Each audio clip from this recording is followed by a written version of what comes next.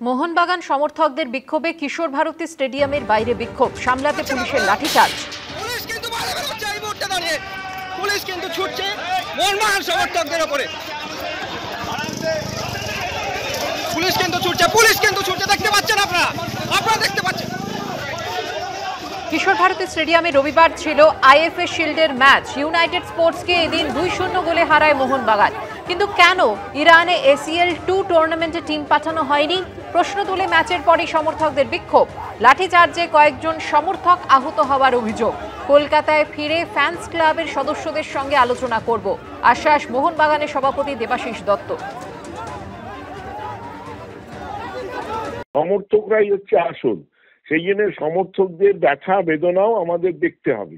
সেই জন্য তাদের সঙ্গে আমরা আলোচনায় বসবো। আমি সচিবকেও বলেছি, আমি এবং সচিব দুজনে মিলে ওদের সঙ্গে আলোচনায় বসে নিশ্চয়ই একটা সমাধান সূত্র বেরোবে।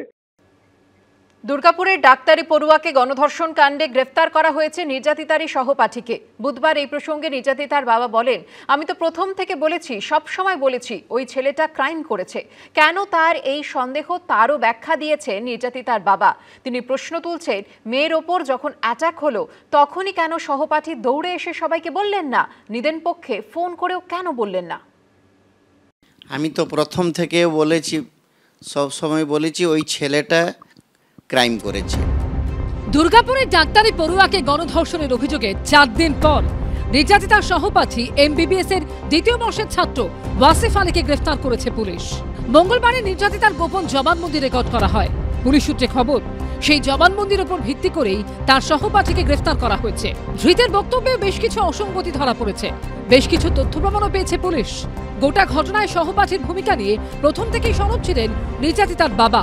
সূত্রের খবর, অভিযোগপত্রে নির্যাতিতার বাবা দাবি করেছিলেন ওয়াসিফ আলী তার মেয়েকে ভুল বুঝিয়ে ফাঁকা জায়গায় নিয়ে গেছিলেন।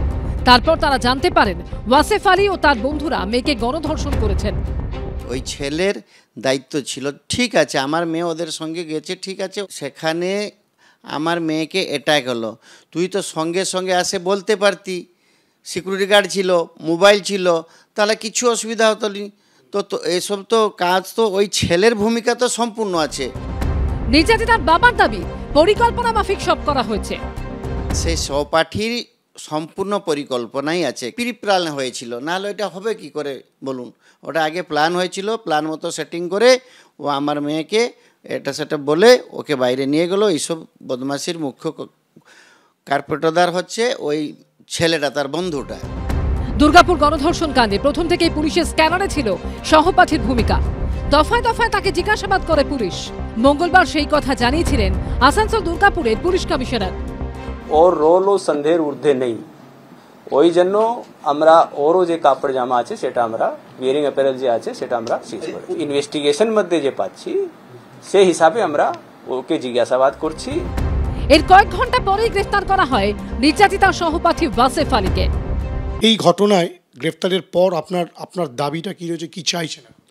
আমি চাইছি বর্তমান সেই যে 5 জন বন্ধু, 5 জন তার বন্ধু আর আমার মেয়ের যে বন্ধু, ওরা 6 জন কঠোরতে দণ্ড পাও। এই দিন মেডিকেল পরীক্ষার পর তাকে দুর্গাপুর মহকুমা আদালতে তোলা হয়। ছেড়ে দিয়ে চলে এলেন, সহপাঠীকে কেন ছেড়ে দিয়ে এলেন? থানা থেকে বের করা বা আদালতে তোলা, কোনো সময় বারবার জিজ্ঞাসা করা হলেও মুখ খোলেননি নির্যাতিতার ধৃত সহপাঠী। মেয়েটিকে কি জঙ্গলে নিয়ে গেছিলে ভাই? তুমি মেয়েটিকে জঙ্গলে নিয়ে গেছিলে? মেয়েটির সঙ্গে খারাপ কিছু ব্যবহার করেছো? নির্যাতিতার সহপাঠী ধৃত ওয়াসিফ আলীর 7 দিনের পুলিশ হেফাজতের নির্দেশ দেন বিচারক।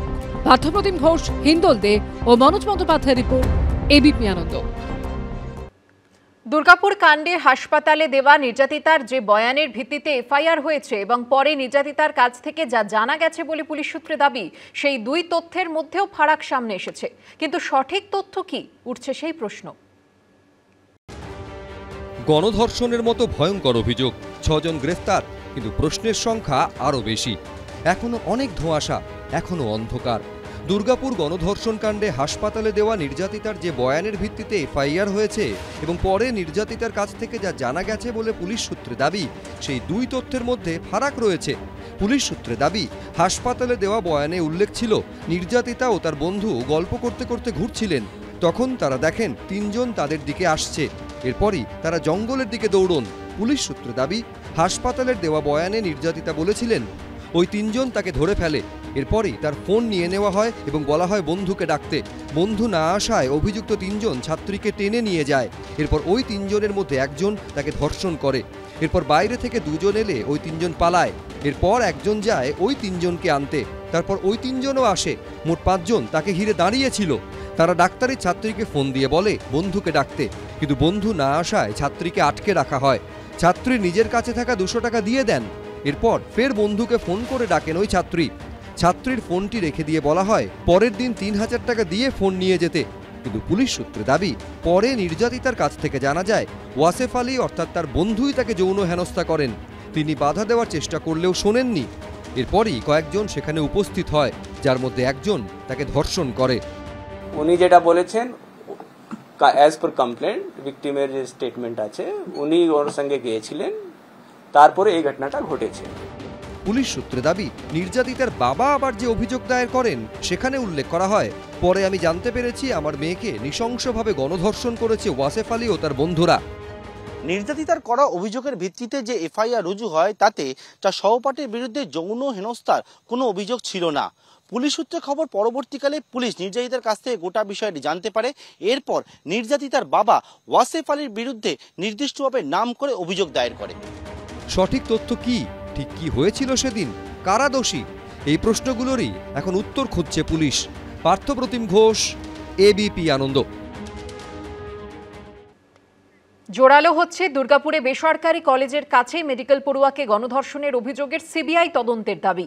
দুর্গাপুরে নির্যাতিতার বাবা বলেন সিবিআই তদন্ত হলে ভালো হবে। রাজভবনে গিয়ে সিবিআই তদন্তের জন্য স্বরাষ্ট্রমন্ত্রীকে চিঠি লিখতে রাজ্যপালকে অনুরোধ করেছেন বলে দাবি করলেন বালেশ্বরের বিজেপি সাংসদ। তদন্তের গতি প্রকৃতি নিয়ে মুখ্যমন্ত্রীকে আক্রমণ করেছে কংগ্রেসও। পাল্টা জবাব দিয়েছে রাজ্যের শাসক দল।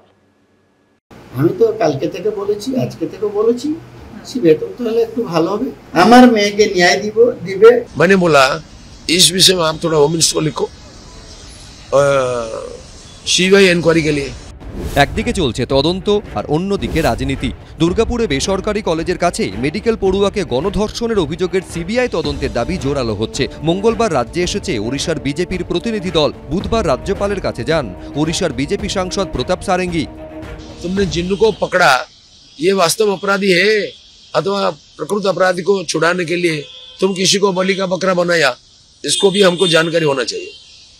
कई दिनों से जैसा क्रिमिनल टेररिस्ट को उन्होंने प्रोटेक्शन दिया है ये सरकार, इससे मुझे इस सरकार के ऊपर बिल्कुल भरोसा नहीं। সিনিয়র সিটিজেনদের মিটিং হয়েছে একটা, ধর্ম পরিবর্তনের জন্য খ্রিস্টান পরিবারকে নৃশংসভাবে ওড়িশায় যখন পুড়িয়ে মারা হয়েছিল এবং তাতে এই উগ্র হিন্দুত্ববাদীরা মর্মান্তিকভাবে একটি খ্রিস্টান পরিবারকে পুড়িয়ে মেরেছিল, এই বিষয়ে প্রতাপ সারঙ্গীর যদি জানা থাকে উনি সেইগুলো একটু সবিস্তারে বলুন, বাকি এখানে নাক গলাতে হবে না। তদন্তের গতি প্রকৃতি নিয়ে মুখ্যমন্ত্রীকে আক্রমণ করেছে কংগ্রেসও। পুলিশ যদি নিরপেক্ষ তদন্ত করে, এমন কিছু বড় নয় বিষয়টা যে সেটাকে পুলিশ জানতে পারবে না বা বুঝতে পারবে না। এখন পশ্চিমবঙ্গের পুলিশ যদি মুখ্যমন্ত্রীর সম্মান বাঁচাতে গিয়ে আরেকটা ছাত্রীর অসম্মানকে তারা স্বীকৃতি দেয়, আলাদা ব্যাপার। রাজনৈতিক এই বিতর্কের মধ্যে মূল প্রশ্ন হলো তদন্ত সঠিক পথে এগিয়ে সুবিচার কবে হবে। রুমা পাল, অনির্বাণ বিশ্বাস, বিজেন্দ্র সিংহর রিপোর্ট, এবিপি আনন্দ।